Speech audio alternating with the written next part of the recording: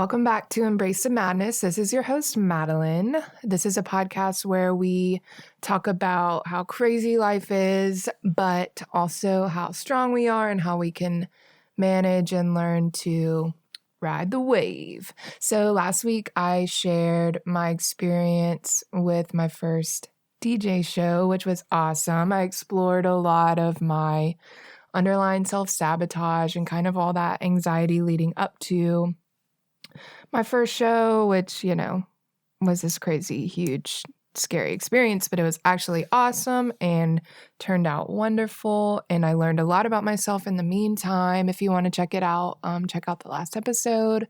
I actually have my second show this week, so it's time for another anxiety party.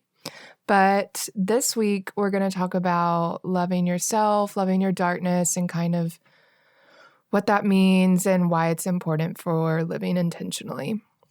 So before I get into that, I'm just going to do like a little baby check-in, I guess. I know I was talking about how chaotic the holidays were and now they're over. So it's kind of nice to begin to slowly get back into that groove, slowing down, just being completely present and focusing on me and not having to stress out about, all that other stuff. But I was gonna record this yesterday and I've been waiting till the last minute to do everything. And I kind of had this feeling this was gonna happen with this podcast just because consistency is really hard and discipline's hard and I'm still learning. And yesterday I was recording and I was gonna post it so it would be on time today, but I realized that the microphone was unplugged the whole time, and then I went back to listen to it to see if I could salvage it, and it wasn't really good quality. So here I am on Monday, a little bit late, but it's okay. And I even mentioned it yesterday in the bad recording, but I have to use, it's so easy for me to be like, well, you're supposed to post your podcast at this time and you're supposed to be done. Why aren't you done? Blah, blah, blah. But it's also another instance where I'm learning to trust the process. And so it's funny because, I don't know, if I didn't have certain conversations or if I had already finished it, maybe different insight and wisdom wouldn't have come if I had already done it. So I kind of had created this outline for what I wanted to talk about, but I just found myself not really, I don't know, I wrote about this in my blog and I realized it was a whole year ago. And I kind of just regurgitated an outline for what I had written last year. And when I was talking about it, I wasn't exactly feeling it. And so I think it's good because I kind of just revisited how I wanted to talk about this stuff. Because it's so easy to just say, oh yeah, accept the bad parts of yourself, you're whole. But it's a lot harder to actually do the work and know and feel what that means. So it's going to be a great episode. I'm excited. And let's start talking about it. So like I was mentioning, I had done the self-care acronym, and with each letter, I did a topic that I thought was relevant to self-care and things that I had been working on. And so the L for in self, I titled Learn to Love Your Darkness. And so in that blog post, I just explored what that meant. In my whole life, I have been dealing with just these parts of myself that I don't really like and not really knowing how to react to that because, of course, everyone's first reaction is to just reject it, ignore it, pretend like it doesn't exist. And I think my whole life I realized that doing that doesn't do you any good. And it actually creates this kind of just weird energy, which you could call it depression or, I don't know, fatigue, whatever. But reflecting on that, I realized that now a year later, I feel like there's been an energy shift. And I think that's because I'm learning to love my darkness, and I'm learning to accept that I might have parts of me that I don't like and I don't want others to see. But at the same time, I wouldn't be who I was without that and those experiences. And it's just a part of who I am. And I forgive myself for making mistakes and things like that. But it's really neat to just look at where my head was at a year ago, because I wrote it in February. And looking now, it's almost like I'm a different person. And I mean, I'm still the same person, and all that stuff is still relevant, but I guess treat that differently. Whereas now I'm way more self-compassionate and forgiving, and I don't really want to beat myself up anymore about it.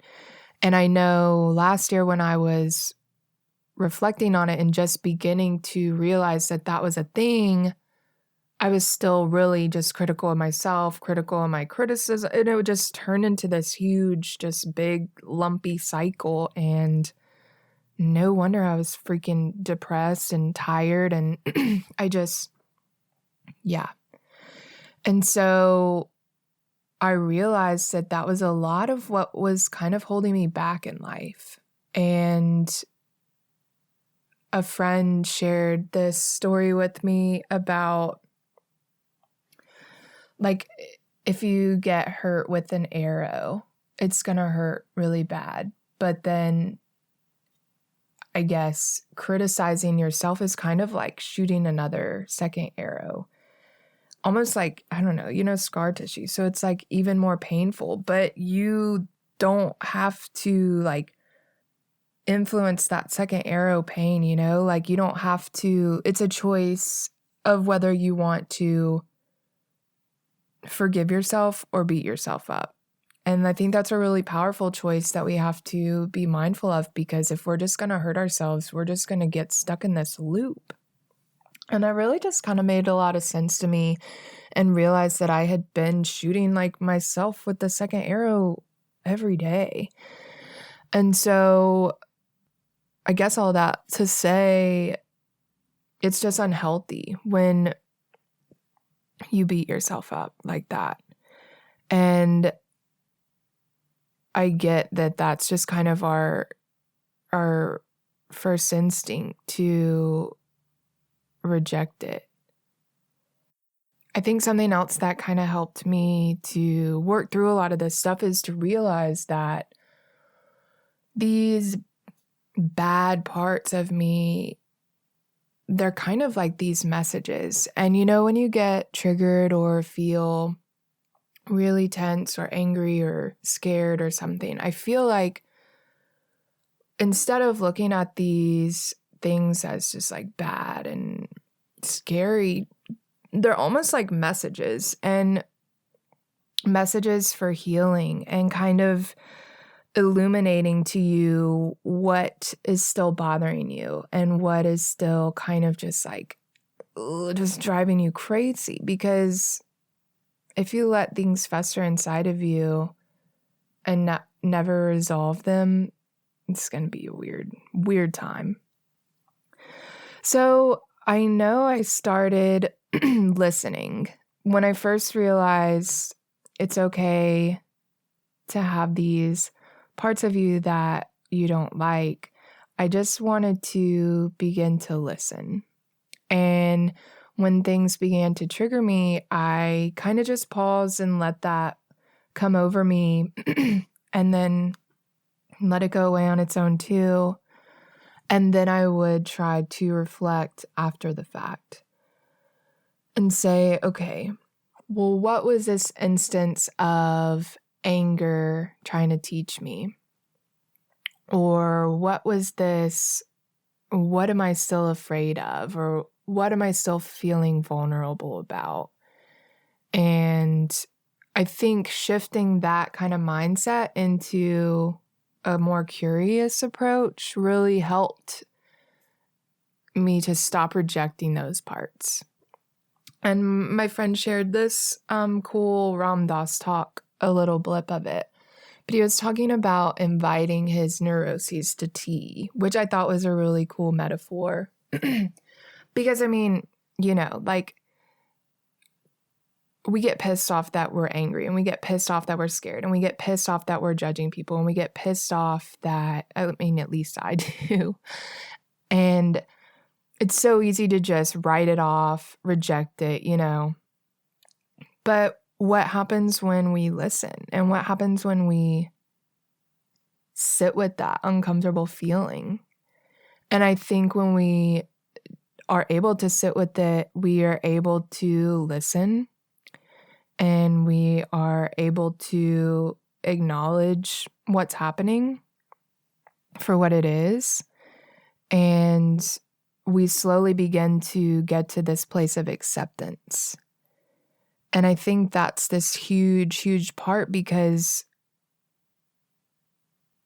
I know I keep saying it, but just rejecting our own nature and our own being is just is not cool. And it's not cool for us because I mentioned it in my blog post, but it's totally an energetic thing. And we're not allowing ourselves that full expression. We're hiding parts of who we are. And that's not going to work out in our favor, because I think that expressing who we are and our completeness and whatever is what we're supposed to do. And I think that if we look at ourselves in terms of being part of this bigger whole, then that full expression is just kind of like mimicking that. And if we're rejecting part of that, it's a mess. And I realized that that was a huge theme in my life. But now that I'm just kind of learning to sit with these things, it's getting a whole lot better. And I talked about it in, I think, maybe the second episode, but just realizing that we are human and we are prone to make mistakes totally helps this whole yucky stuff make a little bit more sense. And we are on this earth just full of flaws and problems and failure and emotions, and we're just having to go through this human experience. But it's really important that we don't identify with all these things, because at the end of the day, it's not who we are and it's not what we're made of. It might be things that happen, but it's universal, and we all make mistakes and we all fail and we all have darkness inside of us. And I think that it is just a part of this duality in the universe, and it all boils down to balance. And when we talked about wanting connection and validation, because we are these separate entities from the higher consciousness.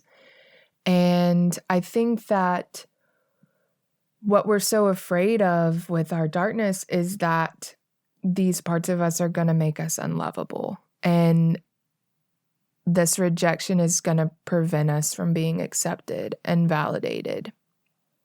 And really, it's like the ultimate fear of abandonment. And if we feel like we don't deserve to be loved, then that's like the worst feeling. At least it is for me. And I feel like that's just kind of like a human thing. And since we're all looking for connection, it's important to us that we are validated and accepted by other people. And this darkness and these yucky, negative parts of us, we get scared that people are going to judge us and not love us and hurt us. And so it just ends up being this yucky cycle. And at least that's how I kind of make sense of it.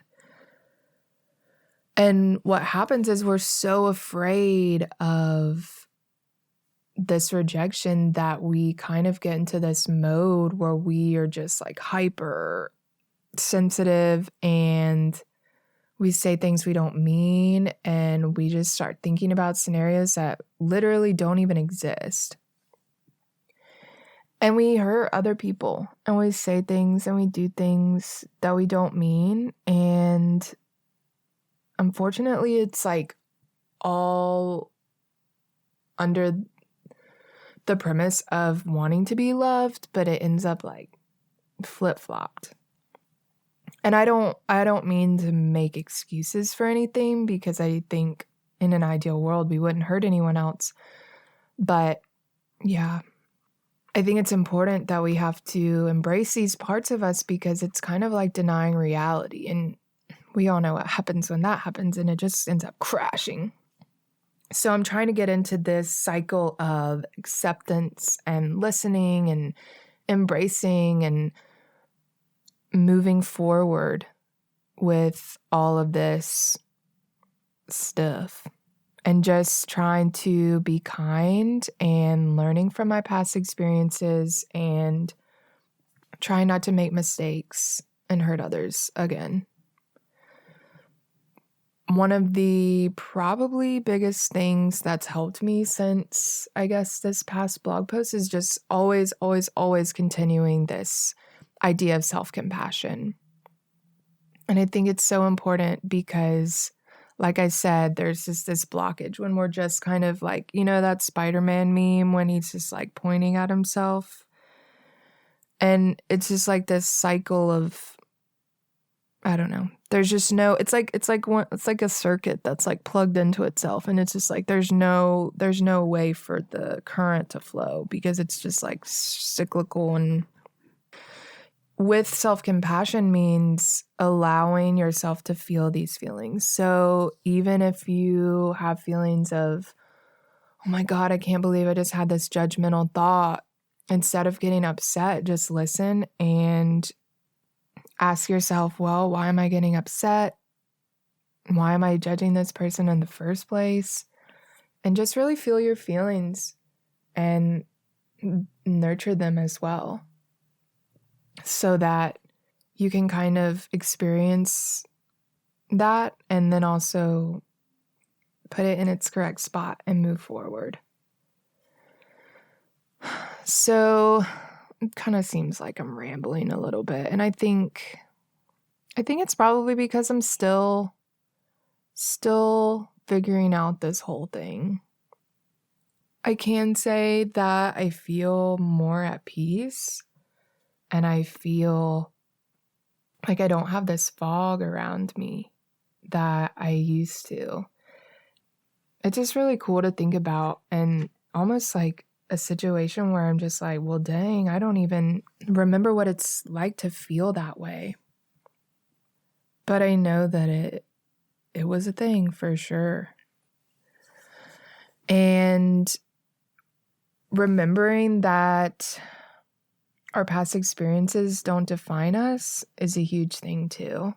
And it doesn't define who we are now, and it also doesn't define who we will be, because we have the power and the choice to create our reality and create what the future means for us. Kind of tying all of it together, why this would be important for living intentionally. Well, now it's a lot easier for me to see in retrospect that we need to be fully present and fully here and fully authentic, because there's going to be part of us that believes that we don't deserve to create our reality, and we don't deserve happiness, and we don't deserve to feel good. And I think that's what happened with me. And I'd say, yeah, I am a lot more intentional with my thoughts and my words and my actions now, even though I still feel like I was a good person a year ago. It's just things are kind of just changed. But I think that blockage was preventing me from, and it might have even been on an unconscious level.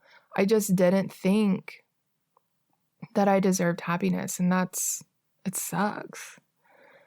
But beginning to accept ourselves as still being whole and still being flawed and still having these yucky parts really just creates, I don't know, it's just like you're present, like you're ready to do the work, and you're ready to start making healthy choices for yourself, and you're ready to start setting boundaries, and all of these things lead up to the point where you can live fully and devote your attention and your energy to creating your life and what you want.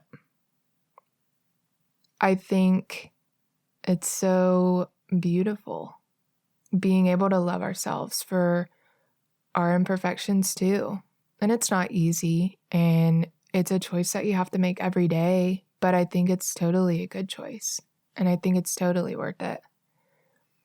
Understanding that we, kind of like the sun and the moon, they both need to exist in this universe. Well, we're our little baby universe, whatever you want to call it.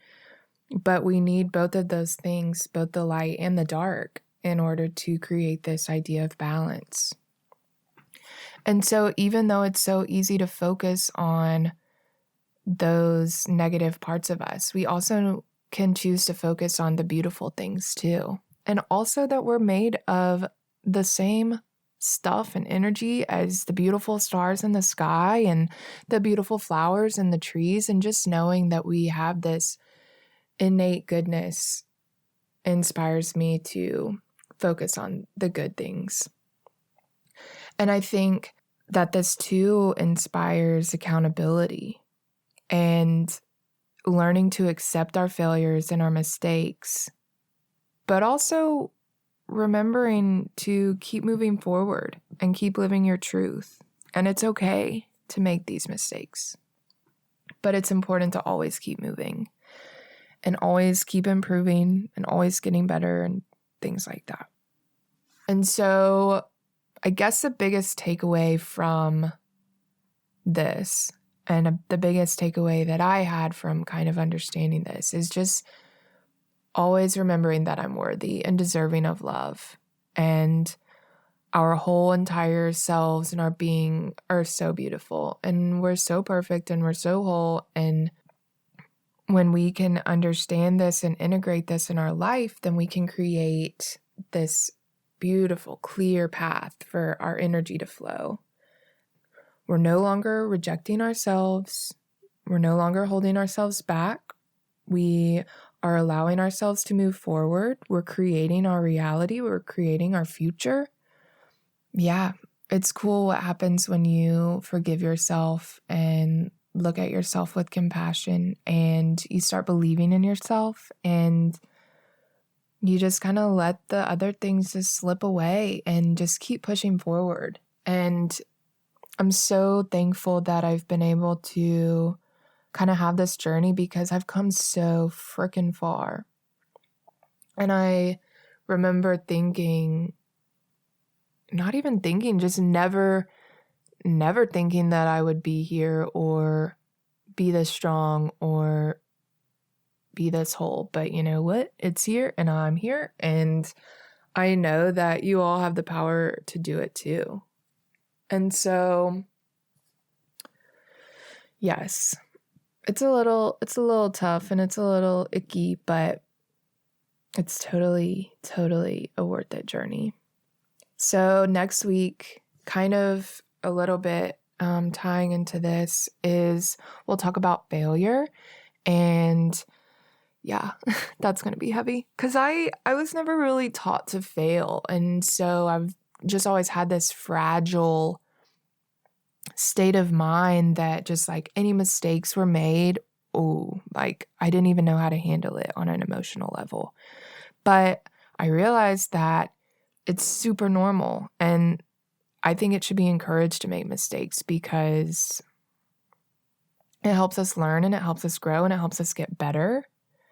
And we also have to remember that failure isn't the end of the world, and at the end of the day, does it even matter? So I hope that this seemed like a little kind of cohesive.